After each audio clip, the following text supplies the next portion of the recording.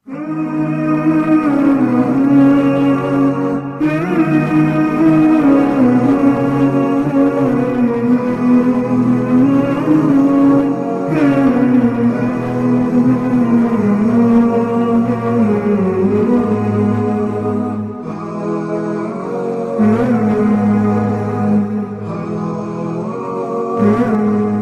maksud membaca surah Al-Kahfi pada hari Jumat?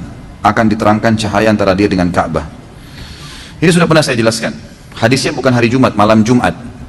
Hadis tentang surah Al-Kahfi ada dua.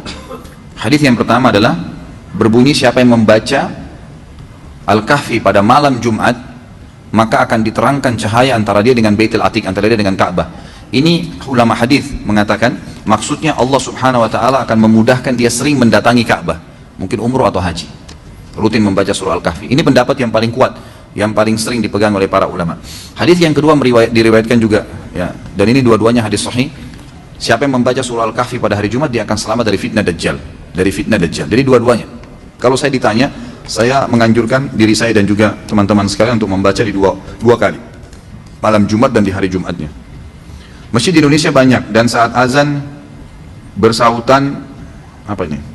Lalu doa di antara azan, manakah yang lebih afdal? Saya nggak ngerti maksudnya. Kalau azan ada 5 masjid di dekat rumah, yang satu selesai, yang lainnya belum misalnya, sudah bolehkah kita berdoa antara azan iqamah? Sudah boleh. Sudah bolehkah kita sholat qobliyah? Boleh, nggak ada masalah.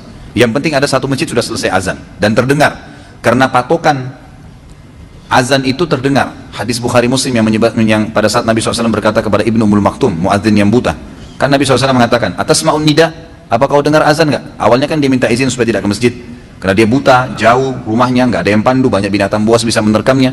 Nabi SAW awalnya izinkan, kemudian setelah itu turun wahyu dikatakan, atasma'un nida, apa kau dengar azan dengan kupingmu? Dia bilang na'am. Kata Nabi, iya. Kata Nabi SAW, idzan ajib, kalau begitu jawab. Berarti patokannya mendengar. Kalau sudah didengar nggak masalah, gitu kan? Ini tentu dari masjid, ya, dari masjid sekitar. Sebagian ulama mengatakan tidak berlaku yang didengar di media, kalau media itu, ya, siaran ulang, diputar-putar, bisa salah jamnya, kecuali memang bersamaan waktunya mungkin, ya. Jadi TV itu sebenarnya tidak dijadikan sebagai patokan, lebih baik masjid sekitar, karena itu yang dijelaskan di dalam riwayat-riwayat.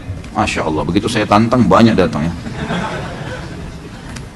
Sudah stop, ya, ini udah banyak. Kalau makanan, minuman, dan pakaian haram, doa tidak diterima, apakah sholatnya juga? Karena di tiap gerakan sholat ada doanya. Tentu saja tidak. Dalil datang adalah doa-doa, gitu kan. Ada doa, ya doa saja, gitu. Karena berdoa yang dibaca dalam sholat itu bagian daripada sholat, berarti dia dihitung sholat. Sholat nggak ada hubungannya, nggak ada hubungannya dengan masalah ini. Ini hanya makanan, doa yang secara umum disampaikan. Kalau makanan, minuman, dan pakaian haram, hadisnya begitu. Jadi doa yang dibaca dalam sholat tidak ada hubungannya di situ. Allahu a'lam. Saya itu masuk dalam rangkaian sholat, diambil daripada globalnya sesuatu, gitu kan. Jadi kalau kita sedang mengerjakan sholat, berarti dia adalah judulnya sholat. Apapun yang berkecamuk dalam sholat, ya itu sholat, gitu kan. Seperti misalnya baca Al-Quran dalam sholat, tetap dianggap sholat, bukan baca Qurannya. Padahal kita baca Al-Quran kan di situ. Nah, seperti itu juga dengan masalah doa. Pertanyaan titipan teman, ketika metode hisab tidak bisa menentukan awal Ramadan, berarti sholat fardu juga, karena sering kita jumpai waktu sholat ditentukan jam misalnya. Tentu berbeda, ya akhi, sangat jauh, gitu kan. Hisab dalam menentukan melihat awal bulan, itu kan melihat awal bulan, gitu kan. Kalau menentukan waktu sholat dengan jam, berbeda sekali dengan hisab melihat bulan, sangat jauh, gitu.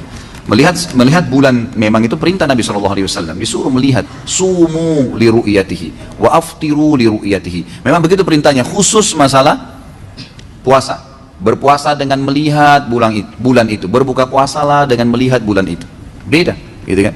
Jadi memang di sini kita lihat penentuannya. Sholat ditentukan oleh Nabi SAW juga dengan waktu.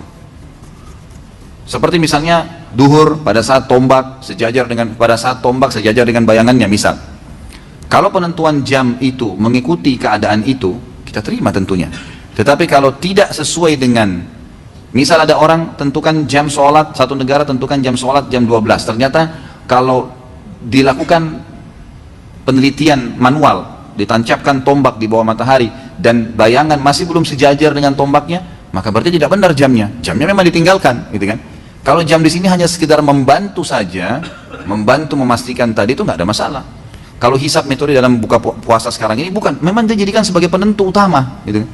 Maka ini memang yang diperselisihkan, ini yang ditekan oleh para ulama. Allahu a'lam. Jadi saya tetap menyarankan, saran saya tidak mengatakan teman-teman yang pakai hisab itu salah. Dan ini sekaligus saya sampaikan juga ya, ini penyampaian saya, risalah saya kepada siapapun muslimin dan muslimat yang menonton acara kita di YouTube, ataupun sekarang teman-teman tim lagi memasukkan pertanyaan-pertanyaan. Jangan buru-buru menilai. Kalau Anda cuma dengar satu pertanyaan atau Anda merasa disalahkan, tidak ada maksud dalam menyalahkan di sini. Saya menyampaikan apa yang saya tahu. Kalau Anda punya argumen, Anda punya dalil dianggap kuat, silahkan. Saya tidak akan menyalahkan dan saya tidak akan berbicara masalah individu dalam majelis kita. Kalau Anda merasa ini benar, diterima, amalin. Kalau Anda merasa ini salah, saya manusia biasa, gitu kan. Anda punya dalil, silahkan dijalankan. Itu tidak ada masalah. Bukan berarti saya paksakan pendapat, tidak. Saya cuma sampaikan apa yang saya ketahui.